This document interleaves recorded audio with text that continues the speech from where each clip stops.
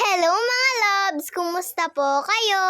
Pagising nga po pala ni mama kaninang umaga ay ginising niya na din po ako. Magme-memorize po kasi ako mga loves dahil may quiz po kami ngayong araw. Sabi po kasi ni mama ay mas maganda daw pong mag-memorize kapag daw po umaga. At habang nagme-memorize nga po ako mga loves ay nagluluto na din po si mama ng almusal namin. Argentina na may itlog po, ito pong niluluto niyang almusal. At yung pinagprituhan niya po ng Argentina, ay dito na rin po niya isinangag yung lumang kanin. Nako mga labs, sa panahon ngayon ay bawal na pong magsayang ng kanin. Dahil lalo pong tumataas ang presyo ng bigas dito po sa amin. Sana lang po talaga ay bumalik na po yung dating presyo ng bigas. Pagkatapos po palang magluto ni mama, ay pinahinto niya na po ako sa pagme-memorize dahil pinakain niya na po kami ni kuya. Kaya lang po mga labs, ngayong araw ay hindi po natuloy yung quiz namin.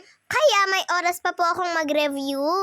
At pagkatapos ko nga po palang magbihis, ay dumiretso na po ako dito po sa bahay ni nanay. Nadatnan ko nga po na nagbibihis na din po yung pinsan ko. Sasabay na naman po kasi ako sa kanila ngayong umaga mga labs. Para po hindi na maghatid si mama sa akin. At kaninang tanghali po mga labs, dahil hindi po nakapagluto si mama ay bumili na lang po siya ng ready-made.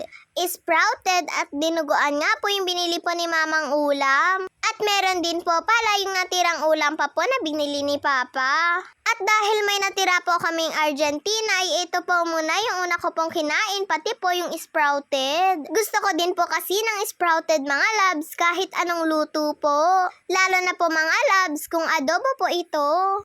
Yung isang order nga po ni mama na sprouted ay halos ako pong nakaubos. Kaya hinayaan na lang po ako nila mama at papa. At kaninang hapon mga labs ay bigla pong bumuhos yung malakas na ulan. At napakalakas nga din po pala ng hangin. Sinundo po pala kami ni mama pero nakisabay na po ako sa lolo ko pong may tricycle. Kaya naglakad na lang po sila pa uwi ng lola ko. Eto nga po at maghuhugas po muna ako ng paa dahil po nabasa sa ulan. At pagkatapos ko pong magbihis mga labs, sabi ko po kay mama ay magluluto po ako ng itlog para po pampalaman sa tinapay. Kaya ang sabi naman po ni mama ay sige lang. Nagpainit nga lang po pala ako ng kawali mga labs. At nung mainit na po ito, inilagay ko na po yung itlog. 2 piraso nga po iniluto ko dahil gusto din po ito ni kuya. Para hindi na po siya lumabas na bumili ng merienda niya.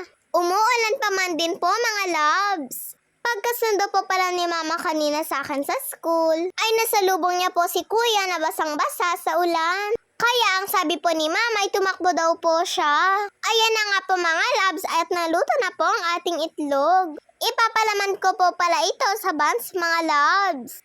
Eto nga po ay nabili po ni Papa nung isang araw at hindi pa nga po namin nauubos. Pero ngayon ay sigurado po ako mauubos na po namin ito. Nagpalaman na po pala ako sa tinapay at nilagyan ko na din po pala ito ng ketchup para mas lalo pong sumarap. Mabubusog na po ako sa ganitong merienda. Madalas nga po ay ganito po yung pinapamerienda sa amin ni kuya. Kung hindi po itlog ang palaman, minsan ay pansit canton po.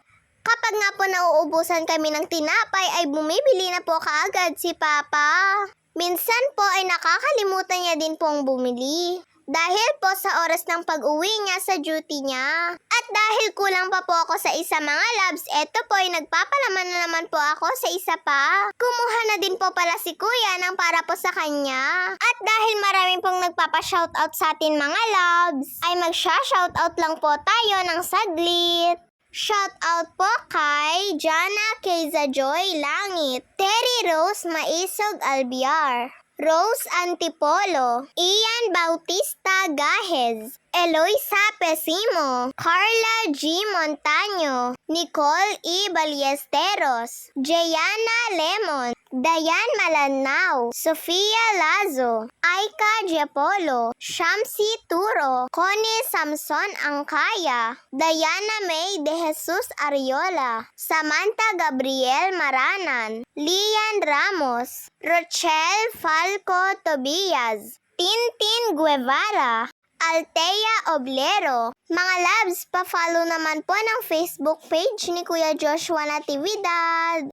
pati na rin po kay Tita Abigail Bisuecos. Maraming salamat po sa pagsuporta niyo po sa akin mga loves. Yun lang po mga loves. Maraming salamat po sa panonood nyo. Mag-iingat po kayo palagi. God bless to all. Bye-bye po.